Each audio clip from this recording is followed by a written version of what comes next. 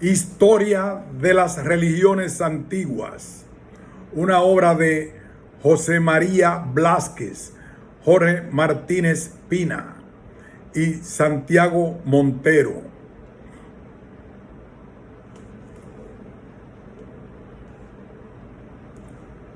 Prólogo.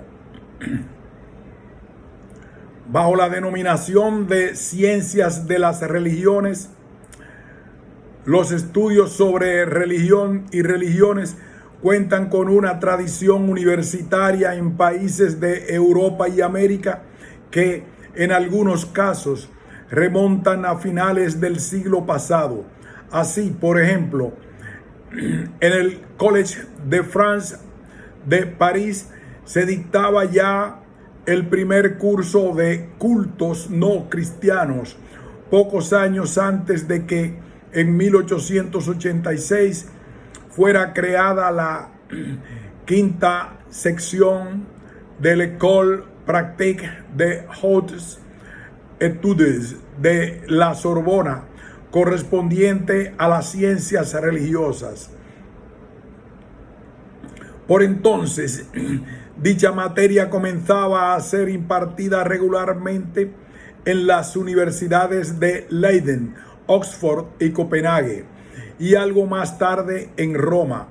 Un hito importante en la historia de estos estudios fue la celebración del primer congreso sobre ciencias de la religión en Estocolmo en 1897 y el primero sobre historia de las religiones en París en 1900.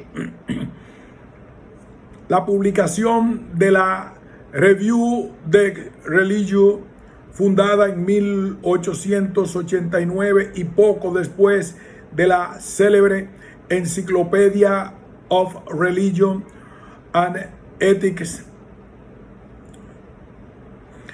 contribuyó a impulsar la disciplina en no poca medida. Los estudios de ciencias de las religiones constituyen un campo específico de investigación y analizan su propio objeto de análisis bajo diferentes perspectivas: diacrónico, histórica; descriptivo, fenomenológica; comparativa, sociológica; antropología cultural; sociología y psicología de la religión; y filosofía hermenéutica.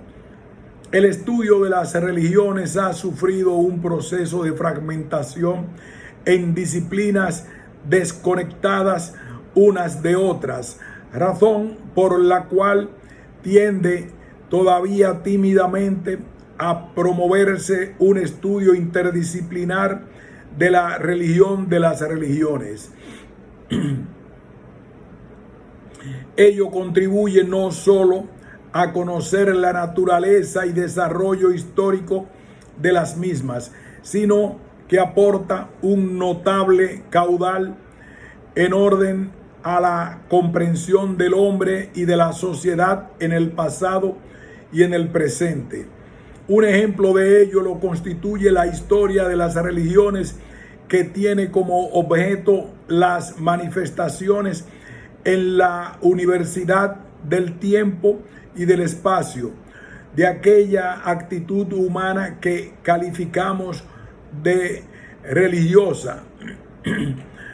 Como su propia denominación indica, la tarea que se le asigna en principio para parte de los hechos debidamente constatados o establecidos que, como recientemente ha sido observado, deberá ordenar y coordinar, además de reconstruir conjuntos de doctrinas, creencias, prácticas e instituciones históricamente atestiguadas o positivamente verificables.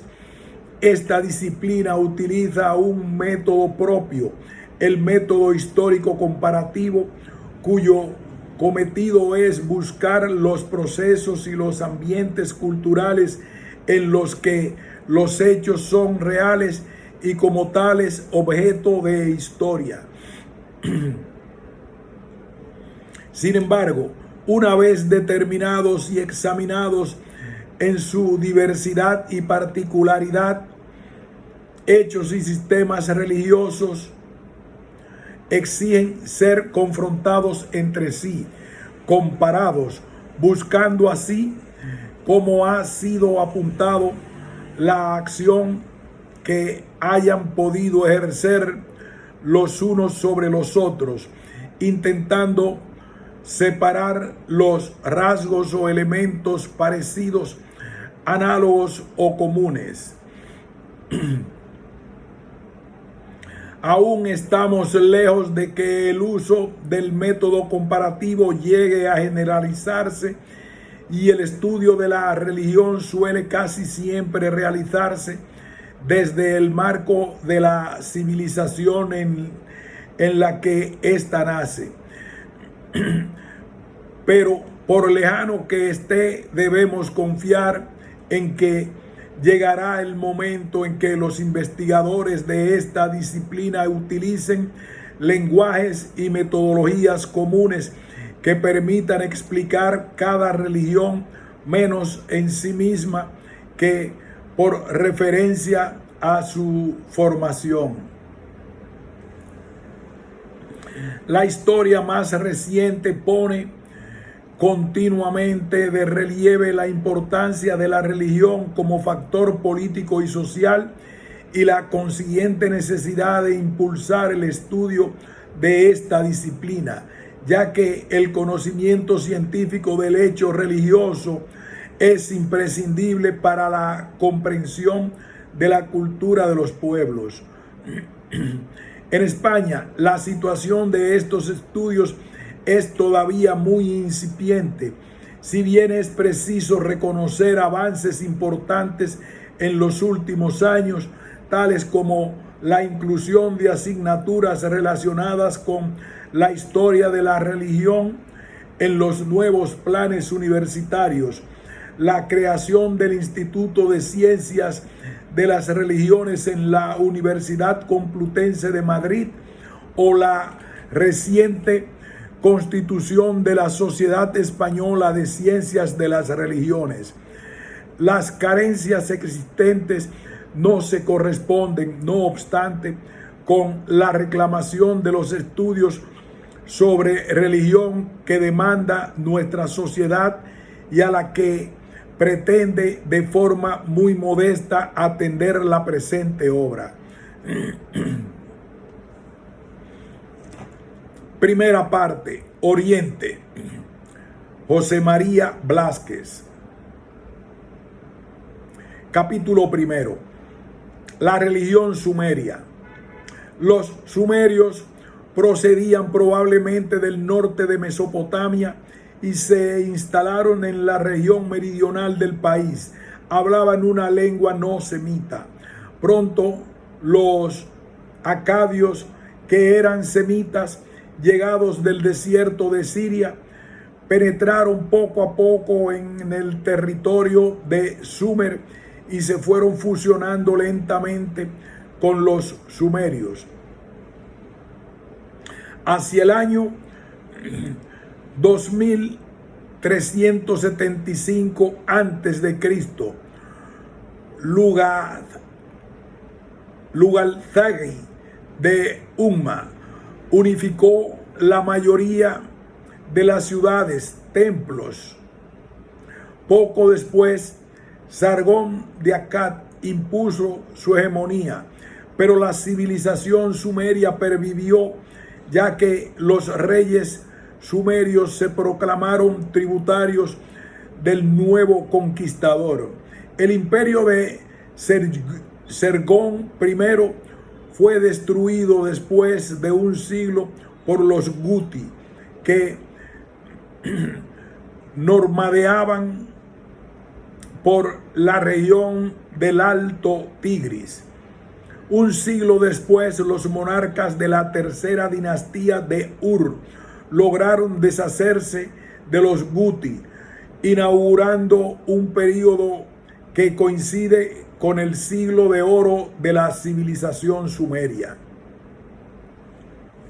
El imperio sumerio se hundió ante el ataque de los elamitas por el este y de los amorreos que procedían del desierto sirio por el oeste. A partir del año 1763 a.C., el monarca amorreo de Babilonia, Hammurabi, trasladó el centro de su imperio a su ciudad. Los casitas, un siglo después, amenazaron a los amorreos hasta su triunfo definitivo en 1527. El panteón sumerio. Los dioses mesopotámicos se diferenciaban notablemente de los egipcios. Los primeros son antropomorfos y actuaban en la naturaleza, mientras que los segundos eran de aspecto total o parcial animal, aunque también los hay de forma humana. En Mesopotamia se produjo una especialización y una jerarquización del panteón, así como una diferente valoración según las distintas ciudades sumerias, como resultado de una especulación teológica de varias escuelas ligadas entre sí. En Mesopotamia, dos divinidades no tienen el mismo carácter, y así los que personificaban los fenómenos de la naturaleza eran de sexo masculino, mientras que al femenino correspondían las diosas de la fecundidad. En el Oriente Antiguo son raros los dioses de carácter celeste. Donde recibieron culto fue entre los semitas occidentales, entre los cuales el primero, puesto por su difusión, lo obtuvieron El y Elión de Beirut, Baal Samín de los arameos y Yahvé el Egipto. En Egipto, el gran dios celeste era Horus, con el que se identificaba el faraón. El norte de Siria y Anatolia son las tierras donde los dioses atmosféricos gozan de más predicamento. A este grupo pertenece el dios Urrita, Zebú, los lubitas, Pata y Tarcunta. El amorreo Hadad, adorado también en Mesopotamia con el nombre de Hadad el Protohitia, Taru. Todos ellos manifestaciones del gran dios de la tempestad. Hadad el Protohitita, Taru, todos ellos manifestaciones del gran dios de la tempestad, cuyo atributo es el rayo y su símbolo el toro. Acabaron por convertirse en dioses cósmicos y salvadores. Su culto estuvo muy extendido, como lo indican sus imágenes. De Hekde, al norte de Alepo, fechada en el siglo VIII y VII antes de Cristo, de Arslan Tach, de tiempo de Tiglat Pileser III, 744-727 antes de Cristo, de Til Bersib del siglo XII al XI antes de Cristo, y una segunda pieza muy parecida a la anterior pero sin toro, etc.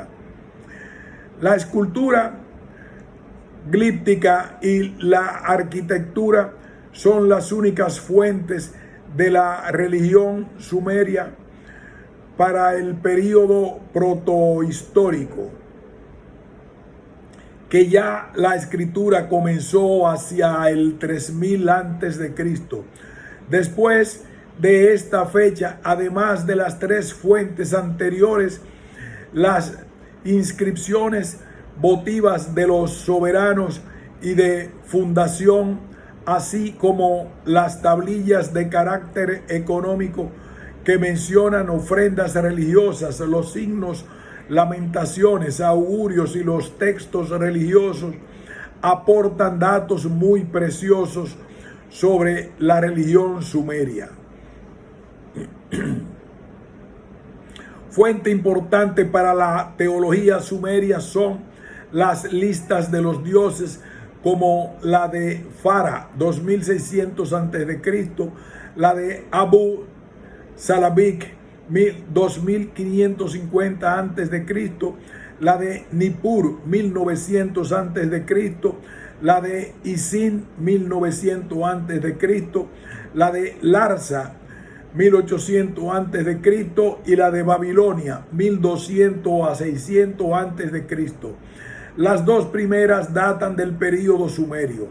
Las listas de Salabik y de Ebla demuestran que a mediados del siglo III milenio el panteón sumerio estaba ya clasificado jerárquicamente. El himno del cielo y de la tierra es un compendio de las concepciones religiosas de todo el creciente fértil. El panteón sumerio está formado por un grupo de divinidades principales con sus atributos y por un segundo grupo de dioses secundarios. La tríada divina está integrada por An, Enlil y Enki, que corresponden a los estratos cósmicos. El cielo, donde gobierna An; la tierra es del dominio de Enlil, y el fundamento de lo anterior pertenece a Enki.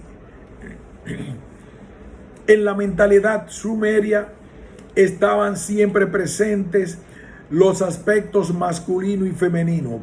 Por eso a cada dios correspondía su paredro.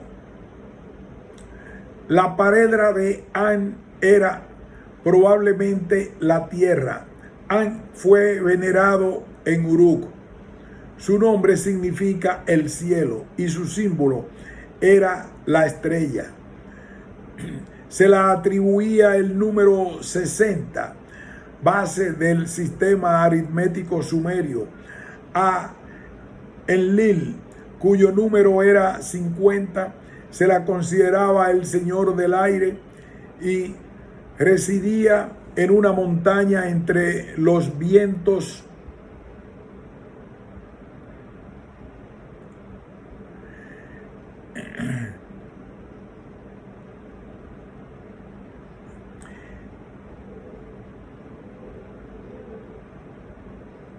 En la mentalidad sumeria estaban siempre presentes los aspectos masculino y femenino, y por eso a cada dios correspondía su paredro.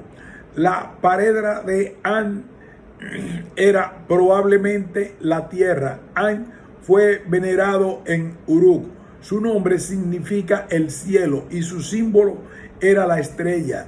Se le atribuía el número 60, base del sistema aritmético sumerio. A Enlil, cuyo número era 50, se le consideraba el señor del aire y residía en una montaña entre los vientos y la tempestad. Era el legislador y se le representaba como un guerrero. La ciudad de Nib era el asiento principal de su culto y su esposa era la diosa Ninlil. Enki es el tercer dios de la tríada. Era el señor de la tierra, cuya base es el océano, que es el primer plano, la parte inferior de la tierra y las aguas subterráneas, el lugar donde van a parar los muertos, donde después reinará Nergal. Su número sagrado era el 40 y su templo se encontraba en Eridu. An era el Dios supremo que rara vez se relacionaba con los hombres. Enlil es el vigilante de las normas que rigen la comunidad de los mortales.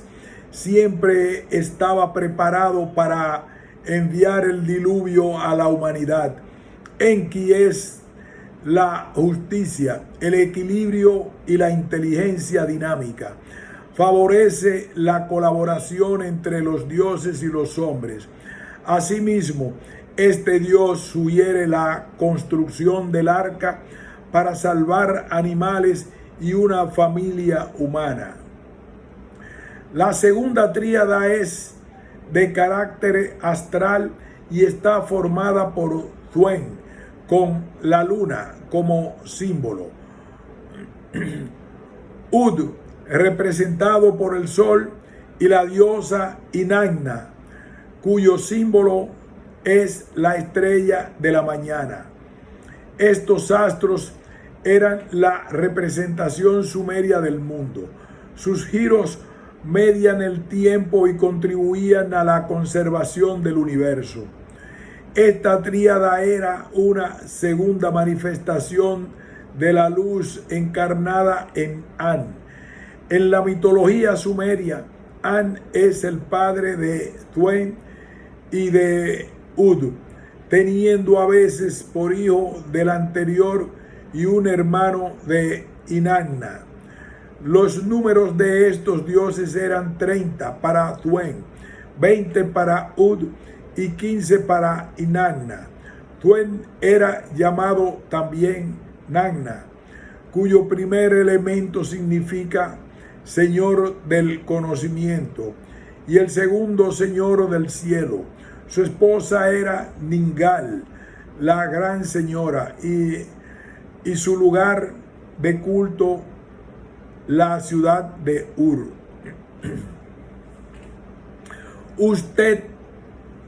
Ud era el Dios dispensador de la vida. Es el Señor de la luz, de la inspiración y de la inteligencia. Es la gran justicia que escudriña todo. Es el sol que surge y entonces se le denominaba Bajara, el rey brillante. Sus símbolos eran el disco y la rueda, generalmente de 4 rayos. Su esposa era Aa, con un significado del agua como fuente de la vida. Ud se veneraba en Thimbu y en Ararma. Estos dioses astrales que se mueven según los ciclos regulares llevaron a los sumerios a una concepción cíclica del universo, a la idea del eterno retorno. Inanna simboliza los dos aspectos del comportamiento de la vida, la lucha del hombre y la reproducción en el caso de la mujer. Era la señora de la fertilidad. Los textos arcadios la asimilan a Ishtar. Inanna, morada celeste, se asocia a Dumuzi, Dios que muere y que resucita. En Uruk se construyó el templo de Inanna. El panteón sumerio conoció otros muchos dioses, como es Nergal, soberano de los infiernos y esposo de Ereshkigal, la hermana de Inanna, la diosa Gula, protectora de los médicos, la diosa Nagi o Narice, patrona de los seres que habitan el agua dulce, la diosa de los escribas y de la escuela, también diosa del campo, Nidabe, Ninurta, patrono de los artesanos, y asimismo dios guerrero, Ningirsu, de Lagash, protector de la vegetación y esposo de Bau.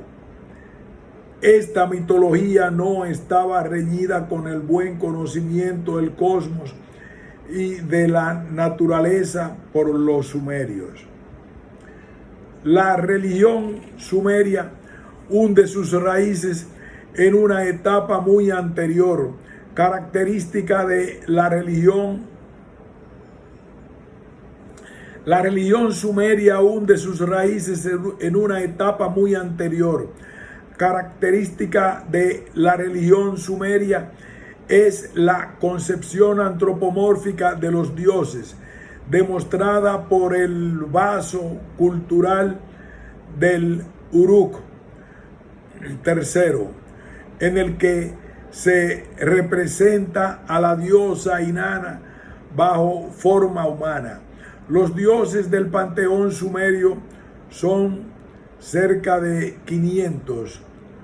No todos recibían culto en la misma ciudad, ni tenían la misma importancia.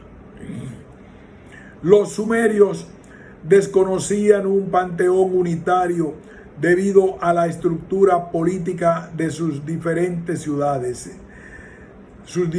ciudades-estado. Cada ciudad tenía un panteón propio, aunque los centros religiosos más importantes y antagónicos fueron Nippur y Eridu, que tuvieron creencias religiosas diversas. La mitología descubre la lucha de los dioses entre sí. Los sumerios han proyectado su sistema estatal monárquico en el mundo celeste. Los dioses sumerios principalmente se asignaron desde el principio varios cometidos. Esta concepción se encuentra también en el mito babilonio de Atrahasis. Los mitos sumerios tratan el origen de los dioses, del mundo, del hombre y de su destino, y de la vida de ultratumba. La diosa Maunumu era la más primordial, la madre que engendró por partogénesis el cielo, An, y la tierra, Ki, y la que dio a luz a todos los dioses.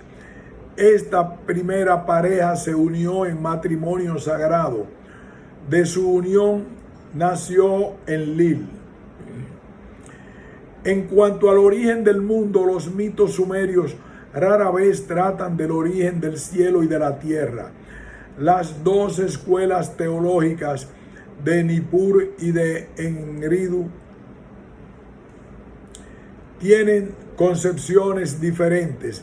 Según la primera, antes de que comenzara a existir el cielo y la tierra, subsistía un mundo embrionario que contenía la vida en estado latente.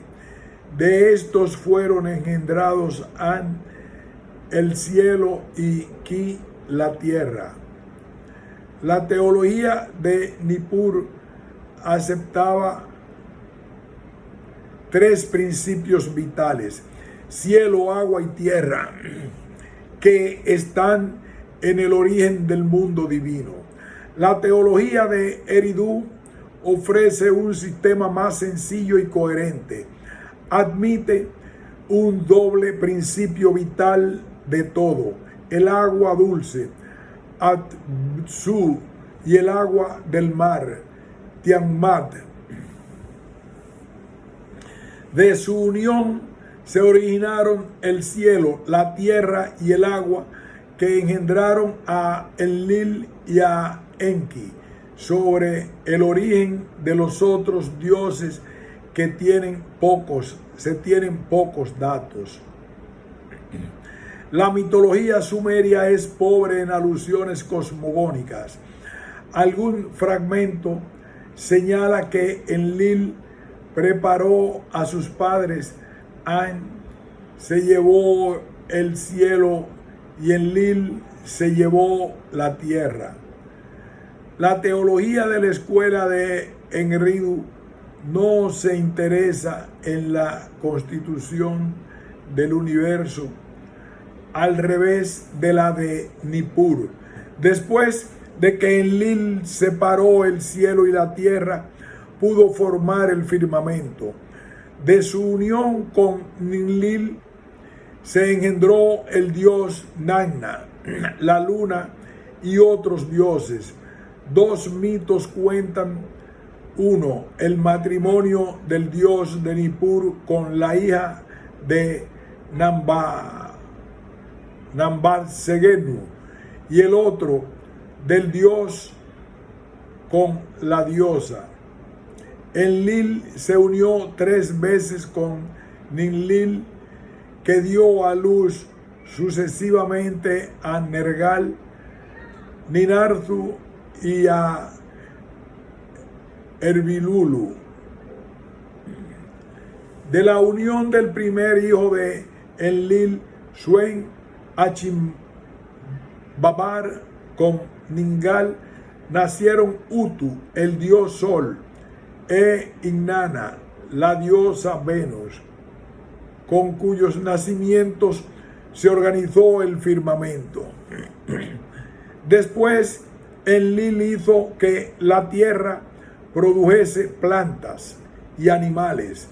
La teología de Enridu ofrece otra versión sobre el origen de la vida en la tierra.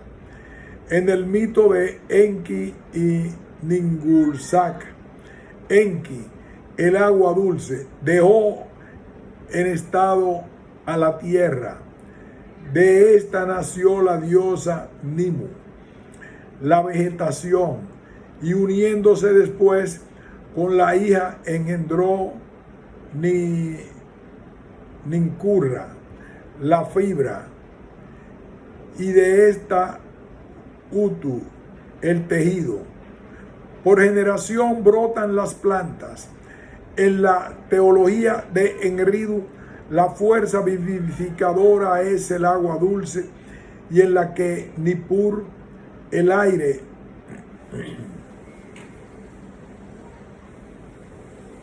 En los orígenes del cosmos se daba la perfección y la felicidad. Todo había sido creado perfecto. En el paraíso Dilmu no existían la muerte, la enfermedad y el dolor. Esta perfección absoluta era un marasmo, pues Enki yacía junto a su esposa virgen aún. Se unió a la diosa Ningursak, a su hija y a la hija de esta. El drama divino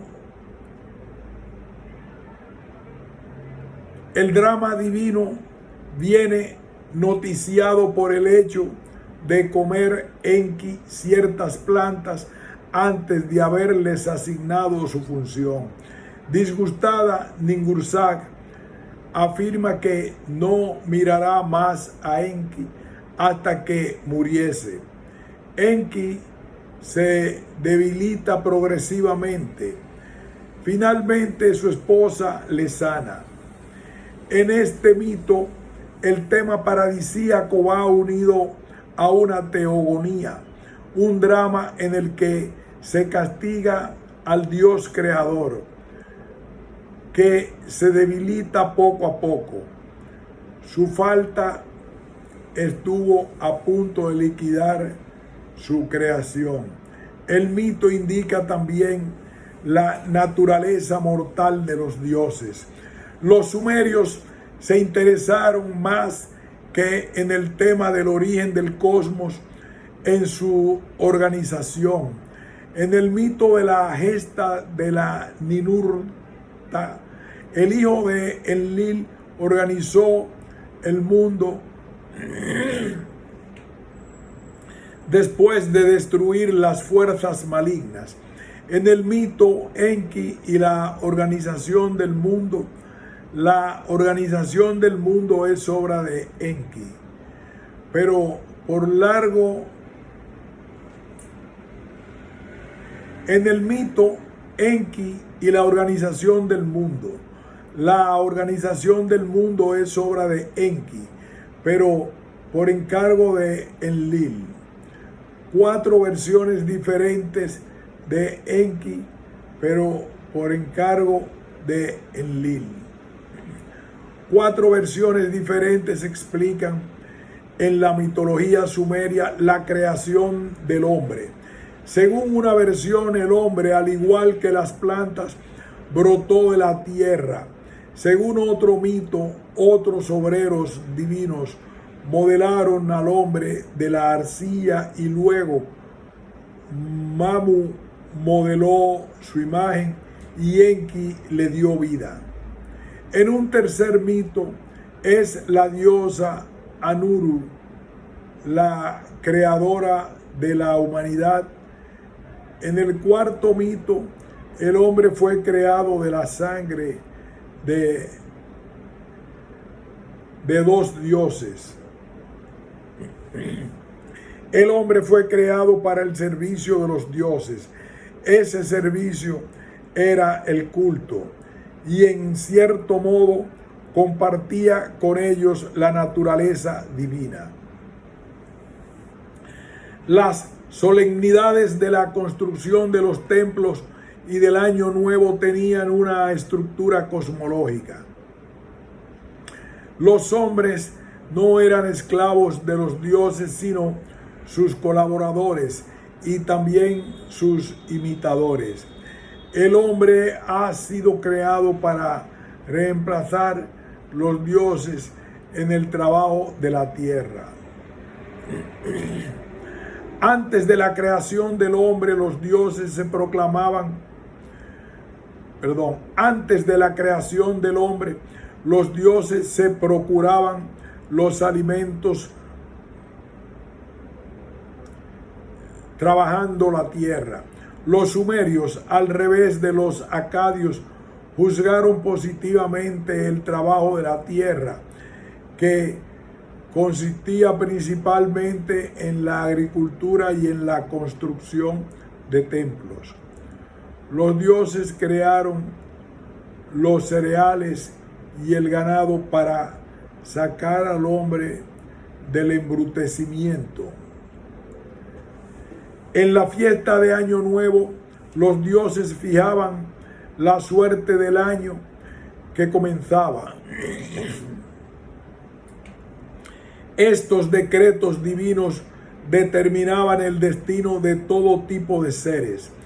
El mundo, en la concepción religiosa sumeria, se regenera continuamente, pues es el orden cósmico que estaba turbado por la gran serpiente que amenaza llevarse al mundo al caos y por las faltas de hombres. Estas faltas se purgaban con ritos.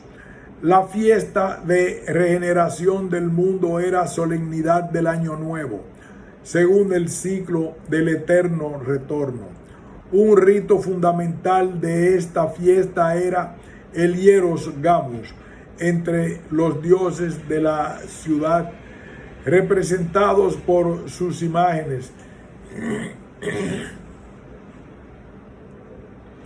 y entre el sacerdote, encarnación de Dumuzi, y que recibe el título de esposo de la Inanna, y una hieródula. La finalidad de este matrimonio sagrado que unía el cielo con la tierra era santificar la ciudad donde se celebraba y asegurar la prosperidad.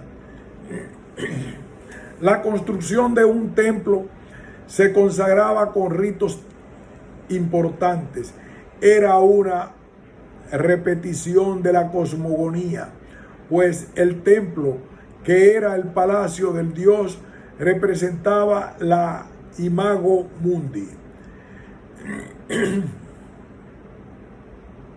en el templo dedicado a la diosa Inanna en Brak, fechado hacia el año 3000 a.C., se recogieron varios millares de figurillas en alabastro negro y blanco, con uno o varios pares de ojos. Serían exvotos que protegían la ciudad.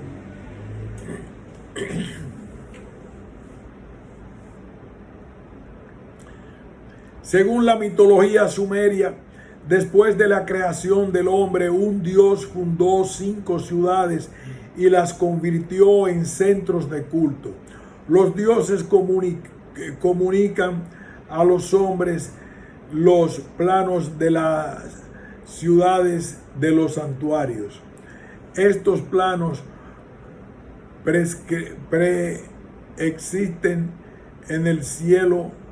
En Babilonia, los planos de las ciudades tenían sus arquetipos en las constelaciones. Nínive en la Osa Mayor, Asur en Arturo, etc. También las constituciones preexisten en el cielo. La realeza descendió igualmente del cielo, la segunda vez después del diluvio. Todas estas creencias corresponden a la idea de las instituciones que imitaban los actos revelados por los dioses al hombre. El mito del diluvio se conoce en una versión sumeria. El hombre que se salvó del diluvio se llamaba en este caso Sisudra. El mito del diluvio se conoce en una versión sumeria. El hombre que se salvó del diluvio se llamaba en este caso Sisudra. No habitó la tierra, sino que fue trasladado al país de Dilmun. An y Enlil determinaron destruir la humanidad contra la opinión de algunos dioses. La decisión divina llega a conocimiento de Sisudra, quien probablemente recibe indicaciones para la fabricación del arca. Después de 7 días y 7 noches, Utu, el sol, se aparece de nuevo y ante él se postra Sisudra. Finalmente, An y Enlil le conceden inmortalidad, la vida y aliento a los dioses en Dilmun. El mito del diluvio, muy extendido por todos los pueblos de la tierra, se integra en cierta manera en el ritmo cósmico. El mundo en decadencia es sumergido en las aguas para resurgir del caos acuático. En unos minutos, la causa del diluvio son las faltas de los hombres y en otros los caprichos de los dioses. El diluvio fue un castigo divino, pues los hombres se rebelaron contra su destino, que era servir a los dioses. En la epopeya de Atrahasis, Enlil monta en cólera porque los hombres se habían enriquecido. En el mito mesopotámico parece suceder debido a las faltas rituales cometidas por los hombres. En otra versión, la culpa la tuvo el ruido infernal que hacían los hombres. El cosmos debe ser recreado, pues envejece y se debilita. Uno de los mitos sumerios más importantes es el descenso a los infiernos. El mito comienza narrando los amores de Inanna con el pastor Dumuzi. Inanna determinó bajar a los infiernos para privar a su hermana Erechkigal de la soberanía sobre el mundo infernal. Conforme Inanna atravesaba las 7 puertas, el portero la despojaba de sus vestidos y adornos hasta dejarla completamente desnuda, es decir, sin poder alguno. Enlil y Inanna Sin, quienes se desentendieron del asunto, pues estaban terminantemente prohibido penetrar en el reino de los muertos. Enlil halló una solución: crea 2 mensajeros que envía a los infiernos con el alimento y el agua de la vida. Estos llegaron a fuerza de engaños hasta el cadáver que estaba colgado de un clavo y lo reanimaron. Pero los 7 jueces del infierno retienen a Inanna, pues antes debía traer a alguien que la reemplazase. Inanna vuelve a la tierra acompañada de una legión de demonios, encargados de hacerla volver a los infiernos si no encontraba un sustituto divino. Los demonios trataron de apoderarse de Ninchubur, pero Inanna lo impide. Se dirige luego a las ciudades de Bad Tibira y Uma. Los dioses protectores de estas ciudades se arrastran ante Inanna, quien se ablanda y marcha a otra ciudad. Llega finalmente a Uruk, donde la diosa descubre indignada que Dumuzi se había vestido ricamente, sentado en el trono y convertido en el soberano de la ciudad. Inanna fijó en Dumuzi la mirada de la muerte. Dumuzi replicó a Utu, su cuñado, que le convirtiera en serpiente, y bajo este disfraz escapó a la mirada de su hermana Gentinanna, y luego se refugió en un redil de ovejas. Allí le cogieron los demonios que le torturaron y le condujeron a los infiernos. Probablemente Erechkigal sintió